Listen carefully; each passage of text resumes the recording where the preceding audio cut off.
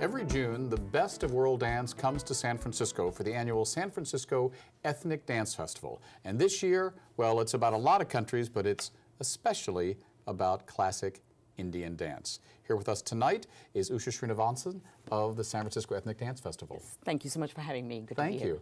Now, why is this year so special as far as Indian dance? There's many things that are special about this year, but a couple of things. This is the first year that the San Francisco Ethnic Dance Festival has a weekend that focuses on just one country of origin as far as dance performances go. We typically have them sprinkled all through the various weekends, but this year we decided that this would be a great opportunity to showcase all the 8 classical forms in one presentation, give people the opportunity to kind of compare and contrast.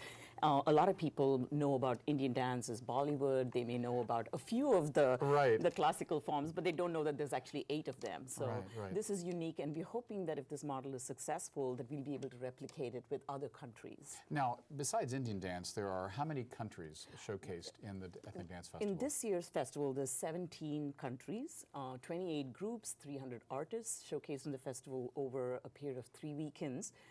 The festival starts on the 5th of June. Starts with the Rotunda Dance Series, which is this year is going to be in tribute to the former South African leader Nelson Mandela.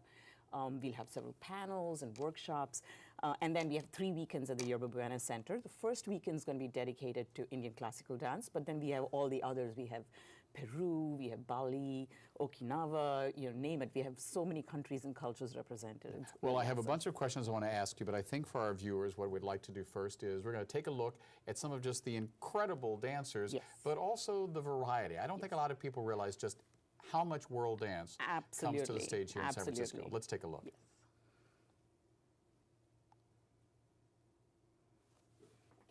You know, the thing that always amazes me every year about the San Francisco Ethnic Dance Festival is not just the amount of dance that's going on, but the variety. I mean, you've got flamenco, you have here taiko drummers, you have Asian influence dance.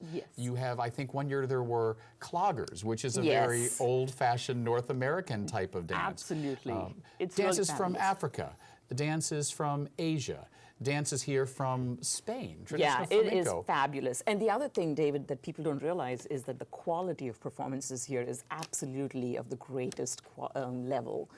So, you know, for example, I can tell you from the Indian classical dance, right here in the Bay Area, you have some of the world's best exponents of Bharatanatyam and Kathak right here. So we're not just presenting the breadth and the depth, but also quality of dances. Well, now I've got to ask you a question because you just said some stuff that I didn't understand, so I want to make sure my viewers know it. And I think this is why this year's festival is so important. I understand that there are 2 dancers, choreographers, people who are really the forebears, pioneers of classical Indian dance being understood in this country that are getting a Lifetime Achievement Award. And they have not been seen on a stage in San Francisco for 38 years. That's correct. They were actually on the stage for the very first festival. We're talking about Catherine Kuniraman and KP Kuniraman. And fascinating story. I mean, Catherine grew up in Pennsylvania, and she went to India to study with KP Kuniraman, fell in love and married. And the 2 of them as a couple have done more for Indian classical dance right here in the U.S. and especially in the Bay Area than anybody else. So I think it's really fitting that they should receive this Lifetime Achievement Award. We're actually bringing Kuniraman back from India just to receive this award, and it's just a tremendous opportunity for people to come and... Now tell me about him. Who is his story? I mean, who is he? What is his story, and why is this appearance so melancholy? Well, you know, he is a Kathakali exponent. I'm not sure, I mean, viewers may remember, you know, the elaborate masks that they put on and this theatrical experience that you have with Kathakali. It's a very, so that's very what Kathakali is. That it's is a very Kathakali. theatrical Indian dance that we would think of. Yes, absolutely. It's got elaborate costumes and very nuanced performances where everything from your fingertip to your eyebrow has very codified movements to convey a story. So it's kind of like kabuki theater if you think about it. And he is one of the first exponents to come here to the U.S., and he's trained many, many people. A few years ago, he actually went back to India because he wanted to kind of go back and live out his last years there. So this is really amazing that he's now coming back to receive this award, and hopefully that will make for some good memories for everyone around here. Now, how old a gentleman is he? I would say mid-80s. Yes. Now, will we actually see him He is going to be on stage, and Yes. he's going to do a small performance with another Kathakali dancer, a female dancer from Houston, and it's going to be just amazing. Now, this form of dance, is that unusual? I mean, you think of dance as being a quote-unquote young person's endeavor. Yes. Kathakali, not so much, because first of all, it's, you have a mask, and you have these elaborate makeup that takes hours to do. It's not typical in the sense that, people don't just get on the dance stage and start moving around. It's much more contained and subtle. It's traditionally performed overnight in temples where they have lanterns lit, and people sit there, and it's a very intimate kind of experience that you have. Would you even say that it's part spiritual exploration and part art? Yes, absolutely. As most Indian classical dance, they all derive the stories that they tell from the mythology.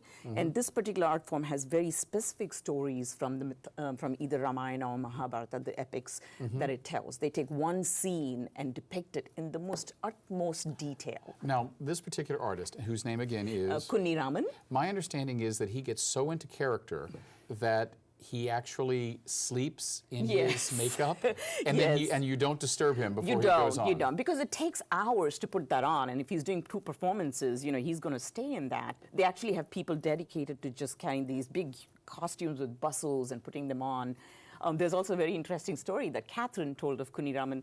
Once he actually wore makeup, he used his daughter's Halloween paint for makeup. So he goes on stage and it all melts and comes down. And so it's a funny story. But it'll be great to see them on stage again. So this will be a husband and wife performing? Yeah, no, actually it's Kunni Raman presenting Kathakali. I understand. Yeah. And Catherine's going to be there to receive awards. She's trained a lot of students in the Bay Area. So now this will be his final performance ever in the United States, is my understanding, that he's going back to India to retire? Yes, pretty much. Yeah. In fact, it's going to take a lot of convincing, and it took a lot of convincing to bring him over.